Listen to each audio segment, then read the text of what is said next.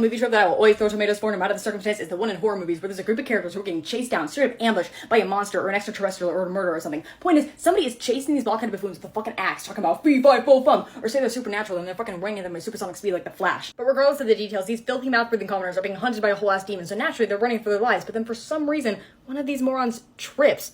Now I get it, y'all are panicked, so I can understand why your legs might malfunction on you, or you might not notice a clear tripping hazard right in front of your face. And yeah, it's mad tragic that you tripped on a rock during this precarious predicament, but I get it, so I'm not blaming them for tripping. What I am blaming them for, however, is staying down. No, don't wait for me. Save yourselves from the fiend pursuing our trails. Don't let me be a liability that hinders your escape, my dear friends. Bitch, get up! In the time that it took you to recite your dramatic death monologue for the class, you and your friends could have all been home for dinner and family game night. Talk about, don't let me hold you back. Too fucking late, you selfish nail. The whole gang already stopped for your dramatic ass, and now they're probably gonna die along with you. And then naturally, the monster purloins the fallen soldier from the group, dragging them by the grass gripper to their evil lair, and now the whole group's all shaken up like, oh no, Cassidy had it coming. She signed her death warrant the moment she decided she was too marsted to stand up. Oh, but maybe they just couldn't move because they got injured or something. All right, Buckaroo, turn your listening ears on.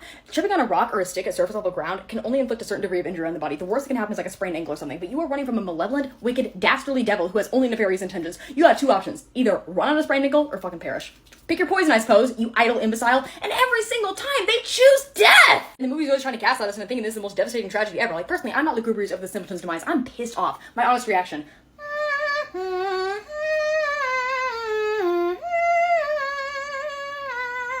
Furthermore, I'll never understand why every single one of them just stop dead in their tracks, fucking put into Earth's orbit on pause just to help their fallen friend. Like, I get it, it's their friend, but it's so unrealistic to me. They'll stop and be like, Cassidy, are you okay? Bitch, the literal spawn of Satan is within a 20-foot radius. This is not the time. Run! If that throttle bottom wants to go on a tangent about how I left a note in the basement in case I ever became a cadaver, I want you to rest thy foolish tongue, because I ain't listening. I'm gone! I might just be a villain, but truly no amount of love I have for somebody will ever prompt me to stop and wait for them. Pennywise is running at me talking about, you'll fall too! You'll fall too! Nah, I drown.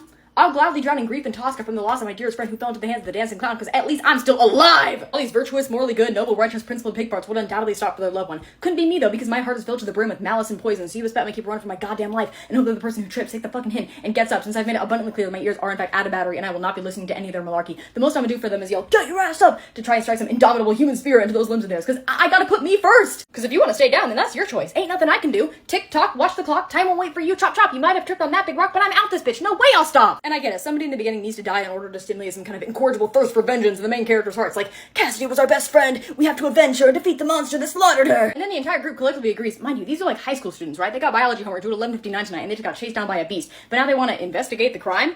They want to locate the malicious scoundrel that ate their friend and kill it? Kill the monster? With what? The power of friendship? Are y'all /J or /SRS? Because y'all are running on nothing but hopes and dreams with the side of delusion. Because these motherfuckers are some of the most physically and mentally incompetent low lives possible, and if they still want to attempt to vanquish this motherfucker all because one of their friends got mollywopped, see, on me personally, I'm packing my shit and skedaddling. I'll be out of here by next morning, okay? I just survived an encounter with the incarnate of evil, and you expect me to get revenge and solve the mystery of the entity? Man, fuck the mystery! I'll happily sit this one out and learn the truth once the Netflix documentary drops in 2 years' time, because y'all are doomed if you want to stay there. But we have to save our town.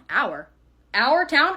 No, that's your town. I am now a proud resident of the Federated States of Micronesia, thank you very much, because ain't no way am I staying anywhere near that death domain. Thank you for the kind offer, my dear friends, but unfortunately I am moving on to the next chapter of my life, because it seems to me like y'all are still stuck on chapter 1, and you know what the title of chapter 1 is? Cooked! And yeah, you could call me selfish and perfidious, and you'd probably be right, but I prefer to call it basic self-preservation skills. You got me all the way fucked up if you think I'm about to stick around for season 2, you fallacious plebeians. If I ever return, it'll be on the series finale episode while I'm attending the funeral for all the members of my old friend group who flew too close to the sun, and I'll be standing ominously in the back behind the rest of the group in a black trench coat, holding an umbrella while it's not even raining, watching as their coffins sink into the earth's crust, letting out a sigh of relief, thanking the Lord that I was the only one in that group that used their critical thinking skills and practiced self-care instead of self-sabotage. Because no, I'm not gonna fuck around and find out. No, I'm not gonna indulge in the madness. No, I'm not gonna pursue revenge. I'm gonna pursue a new place of residence in Australia, actually, because ain't no way am I partaking in this lunacy.